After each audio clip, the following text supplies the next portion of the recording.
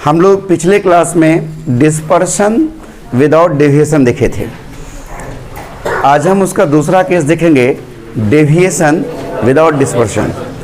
आप लोग अगर क्वेश्चन में देखे होंगे क्वेश्चन पूछा हुआ होगा कई बार।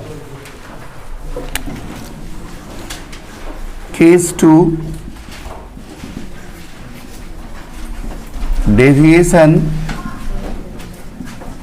Without dispersion.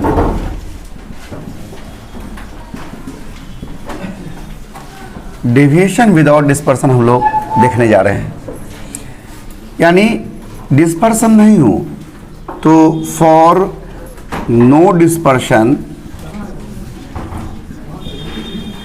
क्या होगा।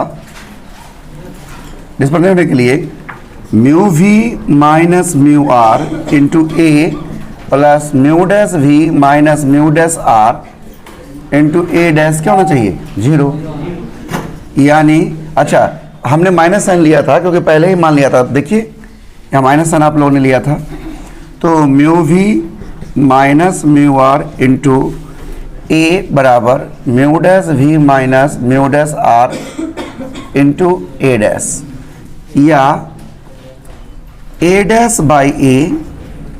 देखिए बिल्कुल उसी तरीके से जैसे उसमें हुआ था, mu we minus mu are बट्टा mu dash we minus mu dash r. ये आप जान चुके हैं, क्वेश्चन 1 कह देते हैं। अब हमें डेविएशन निकालना है। नेट डेविएशन क्या होगा,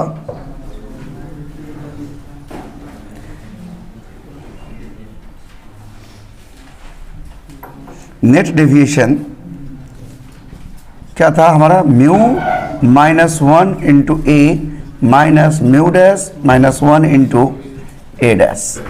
हम क्या सिखाए थे कि पहला वाला टर्म कॉमन ले लो, म्यू माइनस 1 इंटू ए कॉमन ले लेंगे, 1 माइनस म्यू डैश माइनस 1 बट्टा mu minus 1 into A dash by A. Mu minus 1 into A 1 minus, ध्यान दीजिएगा, म्यू डैश माइनस 1 बट्टा म्यू माइनस 1, और ए डैश बाई ए के बदले में हम लिख सकते हैं mu we minus mu are बट्टा mu dash we minus mu dash are.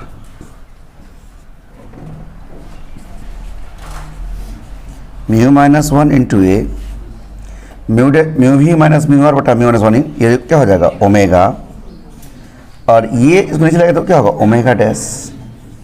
देख रहे हैं, यानी यहाँ से आप कह सकते हैं कि एक फॉर्मूला आपको निकल गया, net deviation equal to mu minus 1 into A into 1 minus omega by omega dash. आप इसे ऐसे लिख सकते हो। इसे थोड़ा सा और तोड़ देगा, we have omega equal to mu we minus mu are बट्टा म्यू माइनस 1। यहाँ से म्यू माइनस 1 का मान निकाल ले तो mu we minus mu are बट्टा ओमेगा होगा। ये अगर इसमें सब्स्टिट्यूट कर दे, नेट डेविएशन क्या होगा, mu we minus mu R, ये तो ए है, divided by omega into 1 minus omega by omega dash. इससे मल्टीप्लाई कर दीजिए, mu we minus mu are into A, multiply कर दें क्या हो जाएगा 1 by omega minus 1 by omega dash. देख रहे हैं आप, तो ये हमारा नेट डेविएशन है। तो इस प्रकार से भी आप इसे याद रख सकते हैं। इसका अगर फिगर बनाने की इच्छा हो तो आप बना भी सकते हैं फिगर कुछ इस तरह से। इसमें क्या होना है कि डिस्पर्शन नहीं होना है, यानी ऐसे रह जाएगा, व्हाइट लाइट जाएगा, ये व्हाइट लाइट है, व्हाइट लाइट, तो ये ऐसे गया, फिर यहाँ से वापस सब समटा करके एक ही बन करके एक ही निकलेगा। अगर रेड है, ये वायलेट है, रेड है वायलेट, और इधर से फिर व्हाइट लाइट है, ए है, ये बार तो इस तरह से इसका डायग्राम होगा। थोड़ा सा झुका दीजिएगा, अच्छा नहीं लग रहा है।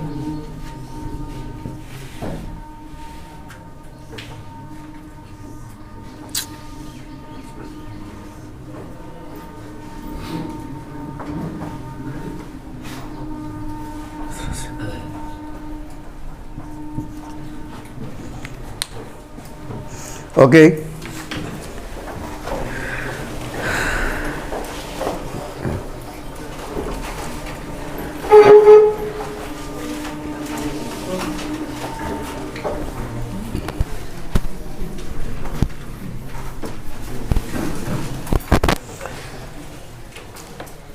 आप लोगों को याद होगा हम एक बार बातचीत में सिंपल माइक्रोस्कोप में बोले होंगे कि अगर जितना कम फोकल लेंथ लेंगे कॉन्वेक्स लेंस का उतना ज़्यादा मैग्नीफाइंग पावर होगा।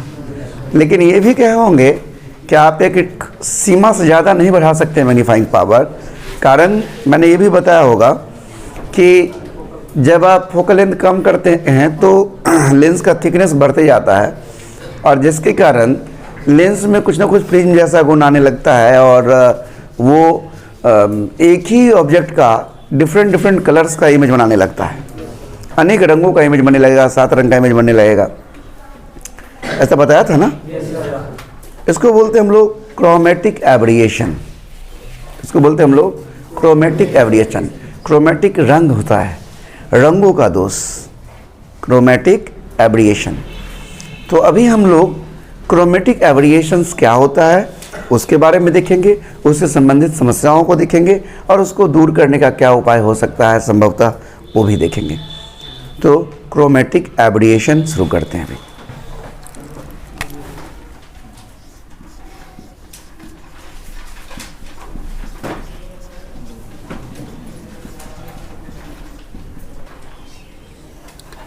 क्रोमेटिक एब्रिएशंस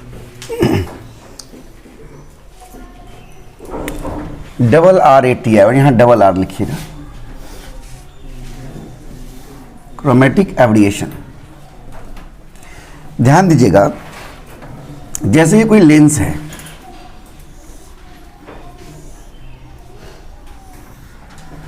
अब ये व्हाइट लाइट को अगर हम इंसिडेंट करवाते हैं, यह हमारा व्हाइट लाइट है, तो व्हाइट लाइट में तो 7 कलर होंगे। आप समझिए ऊपर वाला भी पार्ट एक प्रिज्म है, नीचे वाला पार्ट एक प्रिज्म है। यहाँ से रेड कलर का सबसे कम डेविएशन होता है, आपने पढ़ा है, और सबसे अधिक डेविएशन वायलेट का होता है। तो रेड कहीं यहाँ आ जाएगा और वायलेट कहीं यहाँ आ जाएगा। Red colour, violet colour. इसी प्रकार से इधर से भी होगा, एक यहाँ से जाएगा और एक यहाँ से जाएगा। इस प्रकार थोड़ा सा मैं इसको कचरा लगता है इसलिए थोड़ा मिटा देता हूँ, छोटा कर देता हूँ। इस प्रकार देखिए आपको तो दो फोकल लेंथ आपको मिलेगा, एक वायलेट के लिए फोकल लेंथ यहाँ पर और एक यहाँ से रेड कलर के लिए फोकल लेंथ। अब इसी तरीके से बाकी जो 7 कलर होंगे वो भी इस बीच में होंगे। तो यहां से हम कह सकते हैं कि एक ही ऑब्जेक्ट का 7 इमेज बनेगा, वायलेट से लेकर रेड तक। ये यहाँ जगह नहीं इसलिए मैंने वहां नहीं लिखा। तो इसी को हम लोग बोलते हैं क्रोमेटिक एब्रिएशंस। समझ रहे हैं? When white light passes through a prism, a lens, या a convex lens, then different colors focused at different point.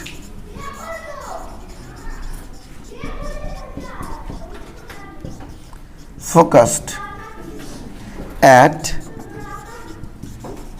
different point.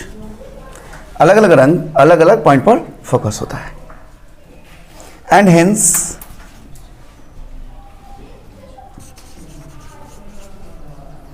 And hence, और इस प्रकार different colours has different focal length.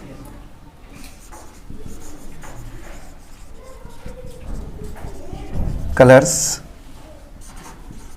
Have होना चाहिए, different colours have different focal length. कोई दिक्कत? अब देखिए, इस रेड कलर के फोकल लेंथ और इस वायलेट कलर के फोकल लेंथ के बीच का जो दूरी होगा, इसे ही हम लॉन्गिट्यूडनल क्रोमेटिक एवरिएशंस कहते हैं। ये क्या होता है मैं यहां बताता हूं। लॉन्गिट्यूडनल क्रोमेटिक एवरिएशन,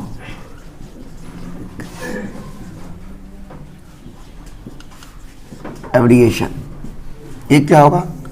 तो difference between focal length of red colour and violet color is called longitudinal chromatic aberration. The difference between focal length for red color and violet color is called longitudinal chromatic aberration।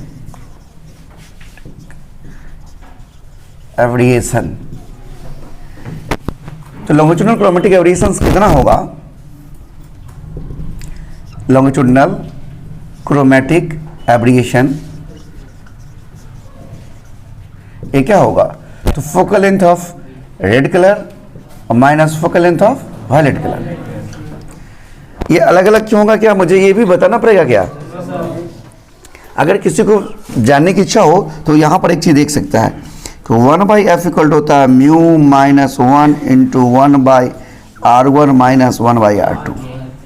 ये r1 r2 radius coefficient हो गया। अब mu का value चूंकि अलग अलग colour के लिए अलग अलग होता है, इसलिए एफ का वैल्यू अलग अलग कलर के लिए अलग अलग होगा। ये क्लियर समझ में आया हुआ ना? अब देखिए, यहां पर हम बात करें तो मान सब्स्टिट्यूट करते हैं 1/f और 1/r का। तो क्या इसके लिए क्या होगा 1/f के लिए? देखिए, ये तो थोड़ा सा ऐसे सीधा आप तो कर नहीं पाएंगे इसको, तो इसके लिए हम क्या करते हैं, एक उपाय, इसको 1 कह लेते हैं। देखिए 1/fr क्या होगा? इसको 1 कह लिए, mu R minus 1 into 1/r1 minus 1/r2 होगा। एंड 1/f भी क्या होगा?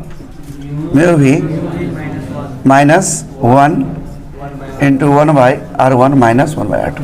हालांकि मैं इसे एक दूसरे तरीके से ही बता सकता था, डिफ्रेंशिएट करके, मैथ का सहारा लेकर। मुझे तो डिफ्रेंशिएशन थोड़ा ये सब ज़्यादा पसंद आता है, लेकिन ये थोड़ा सिंपल है, बच्चे लोग आसानी से समझेंगे।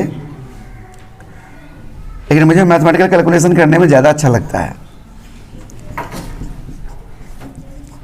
तो कुछ जब घटाएंगे तो क्या आ जाएगा, एक दूसरे से घटाएं तो देखिए mu we minus mu are into 1/r1 minus 1/r2 हो जाएगा। अब इसको जरा सॉल्व कर देते, क्या आ जाएगा? F R minus F V. मैं इतना जगह बचा सकता था डिफ्रेंशिएट करके एक ही लाइन में। F we minus F R, F V into F are equal to mu we minus mu are into 1/r1 minus 1/r2। अब देखिए, एफ वी और एफ आर के बारे में हम आपको कुछ आइडिया देना चाहते हैं। आप जानते हैं कि येलो कलर को हमने मीन कलर कहा है, और मीन कलर का फोकल लेंथ जो है वो वेवलेंथ जो है वो रेड और वायलेट के वेवलेंथ का जोड़ का आधा होता है करीब करीब। तो जब एफ वी और एफ आर को मल्टीप्लाई करें दोनों के फोकल लेंथ को, तो करीब करीब येलो कलर के फोकल लेंथ के स्क्वायर के बराबर होता है, क्योंकि ये येलो से ज़्यादा है और ये येलो से कम है। दोनों को प्रोडक्ट निकालने पर करीब करीब येलो कलर के फोकल लेंथ के स्क्वायर के बराबर होता है। तो F are minus F V equal to mu we minus mu are into F V into F R into 1/r1 minus 1/r2। देख रहे हैं? अब देखिए,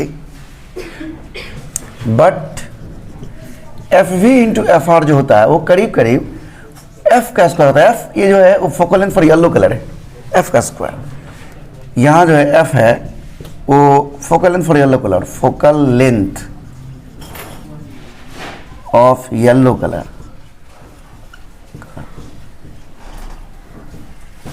बात समझ रहे हैं? ये होता है। तो यहाँ पर हम एफ स्क्वायर डाल देते, क्या हो जाएगा?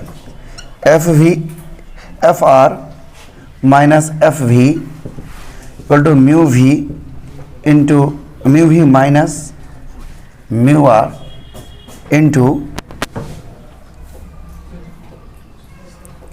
एफ स्क्वायर हो जाएगा। हो जाएगा। अब हम F square into 1/r1 minus 1/r2 होगा। अब इसे हम डिवाइड कर दे, अगर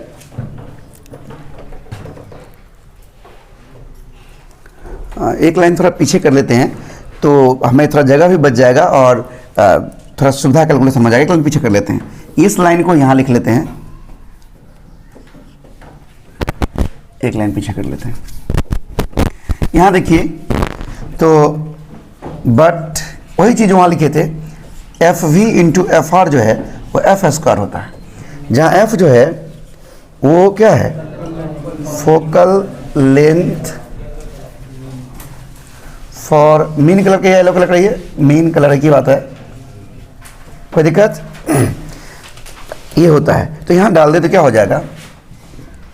F R minus F we बटा F square equal to mu we minus mu are into 1/r1 minus 1/r2।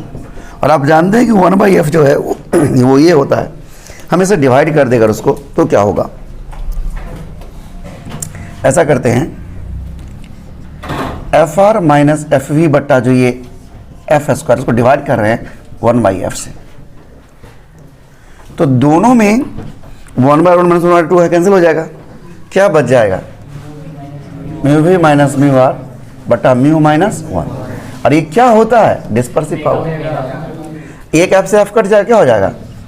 F R minus F we बटा एफ बच जाएगा बराबर ओमेगा, यानी F are minus F V equal to omega into F. अभी 1 और इसको 2 कहिए, फ्रॉम 1 इंटू देखिए, longitudinal chromatic aberration equal to क्या होगा? Omega into F, dispersive power into focal length for mean colour. From 1 into क्या हो जाएगा? लॉन्गिट्यूडनल क्रोमेटिक एब्रिएशन बराबर ये F are minus F V जो हम कह रहे हैं वो बराबर हो जाएगा ओमेगा इंटू एफ के, जहां ओमेगा क्या है? डिस्पर्सिव पावर है, परसिव पावर। समझ में ठीक से आया?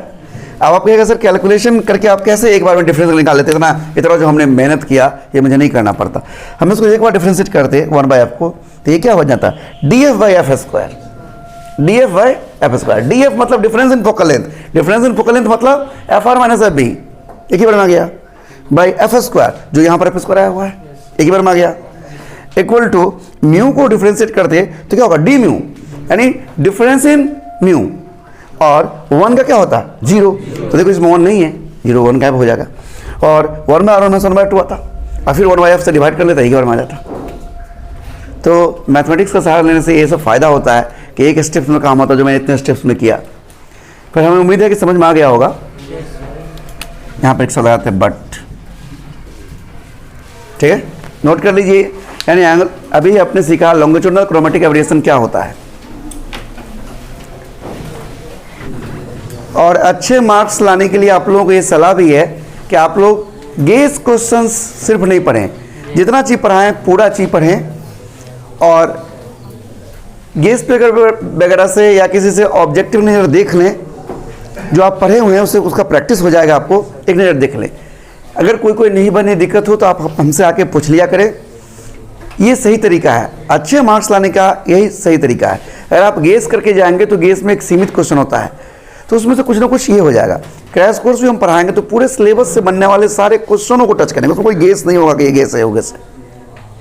ये हमारा कोशिश होता है, तभी तो हम कह पाते हैं कि सारा क्वेश्चन मिल जाएगा। नहीं तो किस आधार पर कहेंगे हम सारा क्वेश्चन मिल जाएगा?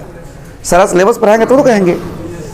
और एक दो क्वेश्चंस जो आप लोगों को ध्यान दीजिएगा, जो रेगुलर बैच में अगर कहीं कहीं छूट गया है तो हमने जानबूझकर छोड़ के रखा है ताकि बाद में यूट्यूब पर डाल दे, ताकि अधिक से अधिक बच्चे देखें। तो आप लोग भी हमारा यूट्यूब से जुड़े रहिएगा।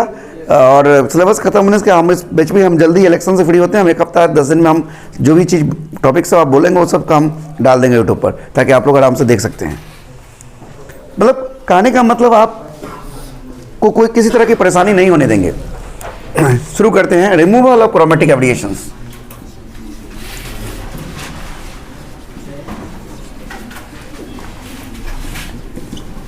एब्रिएशंस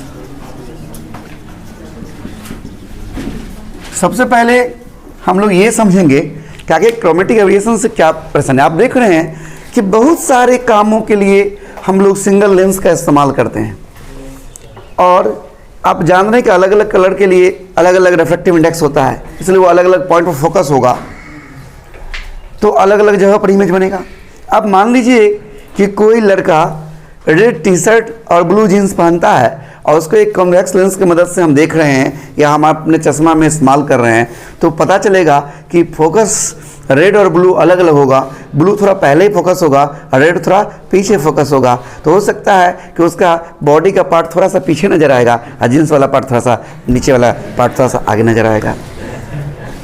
तो ये एक समस्या है, भले आप इसको हल्के में ले रहे हैं लेकिन एक समस्या है ये, और इसको बड़ी आसानी से दूर किया जा सकता है। एक तो आप खुद गेस कर सकते हैं कि अगर एक अकेला लेंस ऐसा कर रहा है, उसको डिस्पर्स कर रहा है, अलग अलग रंगों में मार रहा है, तो एक और लेंस अपोजिट नेचर का, विपरीत नेचर का, एक कॉन्वेक्स और एक कॉन्केव ले लिया जाए जो उसको समेट ले आपस में, ठीक है, तो हो सकता है कि दोनों एक जगह फोकस हो जाए। यानी एफ आर और एफ वी में जो डिफरेंस है, F are minus F B, वो जीरो हो जाए। जैसे हम प्रिज्म में कर रहे थे, प्रिज्म में कर रहे थे ना, डिस्पर्सन को गायब कर रहे थे, डेविएशन विदाउट डिस्पर्सन कर रहे थे ना, तो ऐसे हो सकता है इसमें भी। तो ये हम सिंपली गेस कर सकते हैं कि दो लेंस का कॉम्बिनेशन इस्तेमाल कर ले जो कि ऑपोजिट नेचर का हो, उसकी मदद से हम ऐसा कर सकते हैं। तो हम यहाँ इस बात पर जिक्र करते हैं कि क्रोमेटिक एब्रिएशंस को दूर करने के लिए हम दो अपोजिट नेचर के लेंस का इस्तेमाल किया जा सकता है, दो अपोजिट नेचर के लेंस का कॉम्बिनेशन का इस्तेमाल किया जा सकता है। और इस कंडीशन में क्या क्या होंगे हम वो सब बात अभी करेंगे। फॉर ये अपोजिट नेचर क्यों, वो भी हम अगर नहीं शुरू में मान के चलेंगे तो लास्ट में प्रूफ भी हो सकता है वो। For removal of chromatic aberration we simply guess, we can simply guess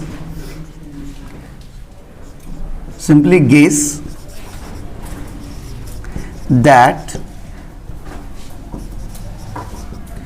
combination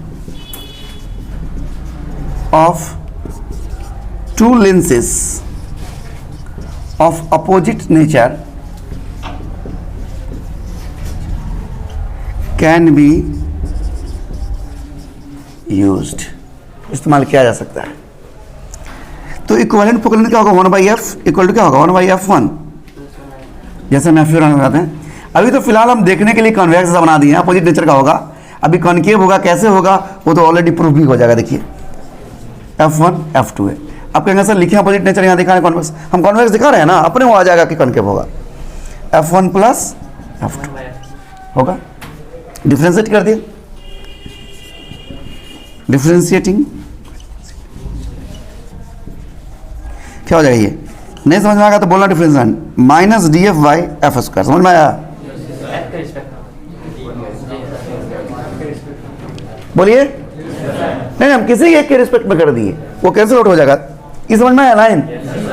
इसी तरीके से माइनस df1 बटा f1 स्क्वायर माइनस df2 बटा f2 स्क्वायर। ये काम वहाँ भी हम कर ले सकते थे। अब देखिए माइनस को आप कैंसिल आउट कर सकते हैं, हटा सकते हैं, नहीं घटाएंगे तो चलेगा। अब क्रोमेटिक वेरिएशंस नहीं हो यानी डिफरेंस इन फोकल लेंथ 0 हो, ध्यान दीजिएगा।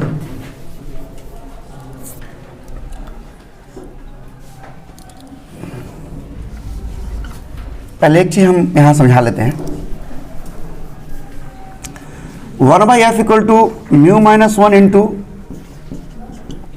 1/r1 माइनस 1/r2 होता है। तो ये minus df by F square होगा। तो ये D mu difference in mu minus ये 0, ठीक है। एक बार लिख देते हैं, 0 बार बार क्या लिखे, D mu into 1/r1 minus 1/r2 का।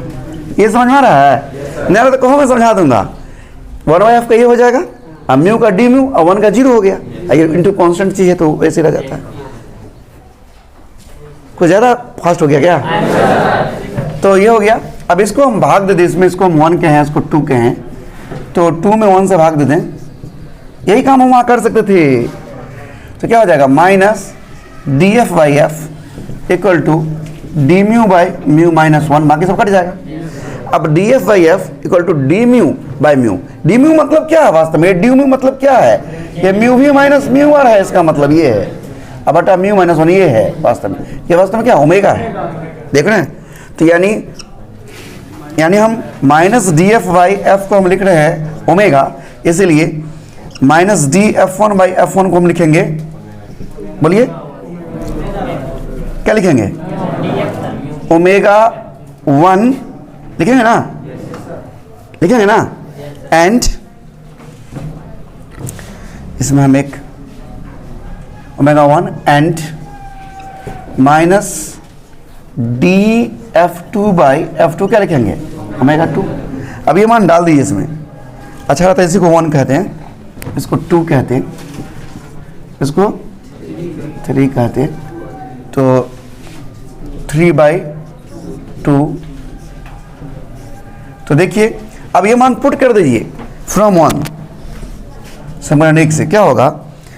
Minus D F by F square है ना, इसको हम लिख सकते हैं minus D F by f into f, बोलना माइनस डी एफ वन बटा f one into f one minus D f two बटा f two into f two, लिख सकते हैं ना।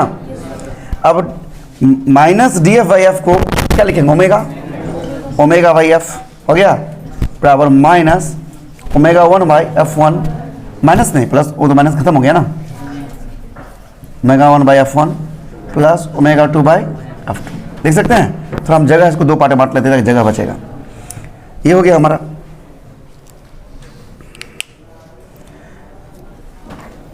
इसको एक लाइन थोड़ा सा फिर पीछे चलते हैं। इसको 0 करना है, मैंने इसको ख़त्म कर लिया, ख़त्म नहीं करना था मुझे।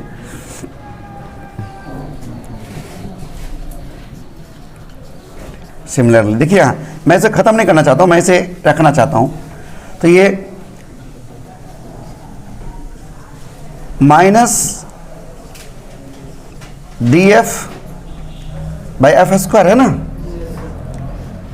इक्वल टू ये तो हमारा हो गया omega 1 by F one plus omega 2 by F to, है ना।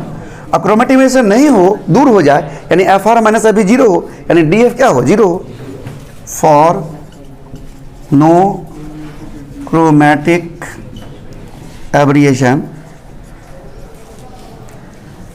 F we minus F R equal to 0 हो, अर्थात that is d f difference in लिखा हो 0। अभी 0 कर देंगे तो क्या हो जाएगा? देयरफॉर फ्रॉम 4 समीकरण 4 से क्या हो जाएगा? डी एफ 0 हो जाएगा तो क्या होगा? 0 बटा F square equal to omega 1 by F one plus omega 2 by F two. बोलो, इसलिए omega 1 by F one plus omega 2 by F two equal to क्या होना चाहिए? 0। यानी आपको इस तरह का 2 लेंस इस्तेमाल करना है जिसका डिस्पर्सिव पावर बटा फोकल लेंथ प्लस दूसरे का डिस्पर्सिव पावर बटा फोकल लेंथ 0 हो जाए। अब ध्यान दीजिए, ओमेगा 1 और ओमेगा 2 कभी भी निगेटिव नहीं होता है। Omega 1 and omega 2 greater than 0, zero होता है। इसका मतलब F1 और F2 में से कोई एक माइनस है तभी तो जीरो हो सकता है। समझ रहे हैं बात? It means either one lens must have negative focal length. One lens must have negative focal length, that is concave lens. इसलिए हमने अपोजिट नेचर कहा था कि वो कॉन्वेक्स होते वो कॉन्केव होना चाहिए। देख रहे हैं? और उसका शर्त क्या है? ये है, this is condition. Chromatic variation दोनों एक कंडीशन, ऐसी स्थितियां होगी क्रोमेटिक वेरिएशन नहीं मिलेगा। क्लियर? हमारा ज्योमेट्रिकल ऑप्टिक्स एंड हो गया है। आप होमवर्क लिख लीजिए, मैं होमवर्क दे देता हूं। वेव ऑप्टिक्स हम शुरू करेंगे अगले क्लास में। होमवर्क बहुत अच्छा क्वेश्चन सब है। मैं कुछ क्वेश्चन भी एग्जाम्पल कर देख के दिखाता, लेकिन अभी समय मेरे पास नहीं है। पेज नंबर 317 यहाँ होमवर्क ले लेता हूँ। होमवर्क एम करीम में पेज 317 क्वेश्चन 1 to लास्ट, ये हमारा होमवर्क है। आज यहीं तक ट्राई करिएगा, जो नहीं बनेगा हम बताएंगे।